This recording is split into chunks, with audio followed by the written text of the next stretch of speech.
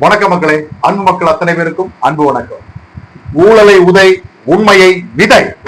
நம்ம தமிழ்நாட்டுல பரபரப்பா பேசக்கூடிய பல விஷயங்கள் இருந்தாலும் இன்னைக்கு என்ன ஒரு மேட்டர்னா, அதான் தமிழகத்தின் முதல்வர் வெற்றி தளபதி விஜய் அவருடைய ஆட்சியை கலைப்பதற்கு திமுக பல திட்டங்களை தீட்டுகிறது. A team, B team, C team, இன்னும் சொல்ல போனா 26 டீம் கூட வச்சுருவாங்க போல. எப்படியாச்சும் தாவேக்கு ஆட்சியை கலைக்கணும், தாவேக்காவை தமிழ்நாட்டுல ஆட்சி பண்ண விடவே கூடாதுங்கிற பிளான்ல பல டீம்கள் வேலை செய்து எம்எல்ஏக்கள் எல்லாம் தூக்கி 50 கோடி 100 கோடி வரைக்கும் பேரம் பேசப்படுதான். இதான் குதிரை பேரம். உதயநிதி அவர்களே குதிரை பேரம்னு சொல்லி சட்டசபையில பேசுனீங்கல்ல, இதுதான் குதிரை பேரம். ஏன்னா குதிரை பேரம் பேசினவங்களே அந்த எம்எல்ஏவே என்ன பண்ணிட்டாரு, கம்ப்ளைண்ட் கொடுத்திருக்காரு. என்ன சொன்னாரு தெரியுமா? ஊத்தங்கர எம்எல்ஏ இளையராஜா என்ன சபாநாயகருக்கு எதிர்த்து வாக்களிக்க சொல்லி, இத்தனை அப்படிங்க வாக்களிச்சீங்கன்னா உங்களுக்கு இத்தனை கோடி ரூபாய் தர்றோம் அப்படின்னு சொல்லி பேரம் பேசியிருக்காங்க. ஒரு எம்எல்ஏ இல்ல, 30-40 எம்எல்ஏக்கள் கூட பேரம் பேசப்பட்டதாக பரவலாக தகவல் வந்துட்டு இருக்கு. இன்னும் போக போகதான் இந்த மாதிரிப்பட்ட தீவிரவாதிகளை கண்டிப்பாக மாட்டுவாங்க. இதுவரைக்கும் 9 குற்றவாளி மாட்டிருக்கான்.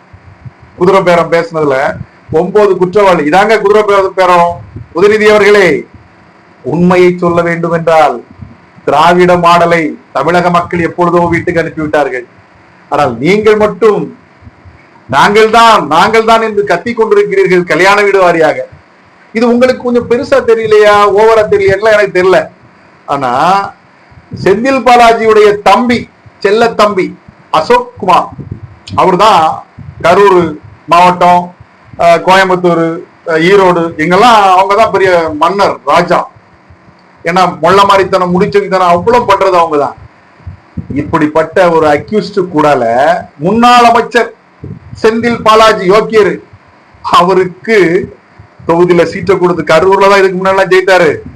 கரூர்ல 41 பேர் இறந்த பிறகு கரூர்ல எல்லாம் நின்று இருக்கணும்.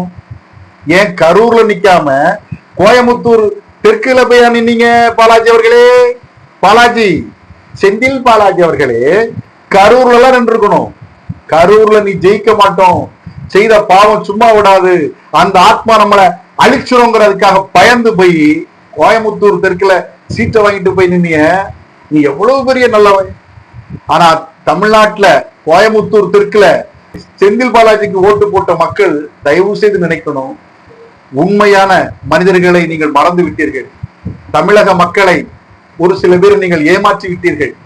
இந்த தற்குறிக்கு, செந்தில் பாலாஜிங்கிற தற்குறிக்கு வாக்களித்து உங்களுடைய கோவை தெற்கு தொகுதியுடைய மதிப்பை இழந்து விட்டீர்கள் மக்களே.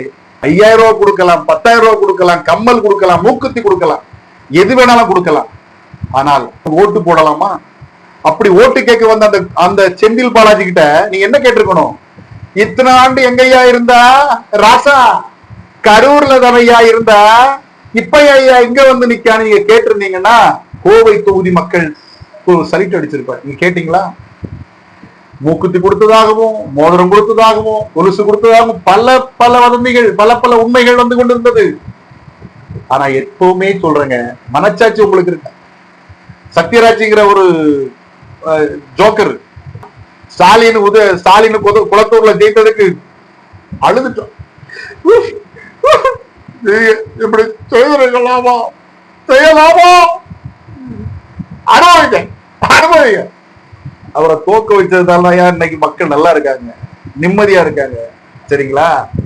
செந்தில் பாலாஜி அதே மாதிரி தமிழ்நாட்டுல எந்த தொகுதி ஒரு ஓட்டு கூட விழக்கூடாதுங்கிற நிலைமை வரணுங்களா, அன்னைக்கு தாங்க தமிழக மக்கள் நீங்க உண்மையா இருக்கீங்க, நேர்மையா இருக்கீங்க, தன்மானத்தோட இருக்கீங்கன்னு எண்ணம் தோணுகிறது. கோவை தெற்குல ஓட்டு கேட்டு உங்கள்கிட்ட வரும்போது நீங்க அன்னைக்கு ஒரு வார்த்தை கேட்டிருந்தீங்கன்னா இன்னைக்கு இந்த மாதிரி ஒரு சம்பவம் நடக்குமா? சொல்லுங்க. ஒரு ஆட்சி நடந்துட்டு இருக்கு, 108 தொகுதி வெற்றி பெற்று 107 பெரும்பான்மையான வேட்பாளரை வச்சிட்டு இருக்க தமிழக வெற்றி கழகத்தின் ஆட்சியை கலைக்கிறதுக்கு நீ அந்த கட்சியிலேயே இருக்கக்கூடிய வேட்பாளர்களை நீ தூக்க நினைச்சீங்கன்னா நீ எவ்வளவு பெரிய முட்டாளுங்கிறது எனக்கு தெரியுதா இல்லையா? ஆளுங்கட்சி தலைவருக்கு எதிர்த்தா ஒரு 10 எம்எல்ஏ எடுக்க முடியுமா? அப்படி அந்த எம்எல்ஏ வெளியே வந்தா அவன் வாழ்க்கையில விளங்க முடியுமா? அவன் அந்த சமூகம் மதிக்குமா? புரியுதா?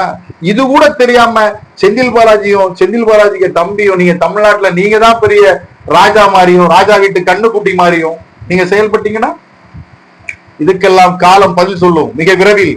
செந்தில் பாலாஜி வக்காலத்து பேசக்கூடிய எந்த ஒரு மனிதனாக இருந்தாலும் சரி, தமிழனா யார் தெரியுமாங்க? தப்பை தட்டி கேட்கிறவன் தமிழன், உண்மையை உறக்க சொல்றவன் தமிழன். சரியா? ஊழலுக்கு உதாரணம் உதய். சரியா?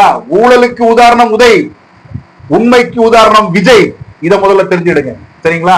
இந்த மாற்றங்கள் எப்படி இருக்கு அப்படின்னு சொன்னா, 41 பேருடைய உயிரை கொள்வதற்கு இப்பேற்பட்ட கொடிய மனிதன் ஆளுங்கட்சி விஜய் அவருடைய ஆட்சியிலேயே இன்னைக்கு அவருடைய வேட்பாளரையே தூக்குற அளவுல ஒரு முன்னாள் அமைச்சர் இந்நாள் எம்எல்ஏ இருக்கிற நம்புவாங்க.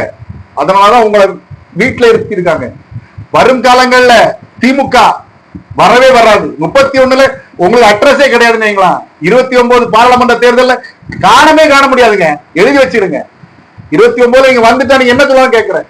முடியாது. அதுக்கு பதிலா உங்க இடத்துக்கு ஏடிஎம்கே வரலாம், எடப்பாடி அவர்கள் கூட வரலாம். இதான் உண்மை. அடுத்த நீங்க ஒரு பிளான் பண்ணிட்டு இருக்கீங்க. என்ன பண்ணிட்டு இருக்கீங்க? நன்றி மக்களே.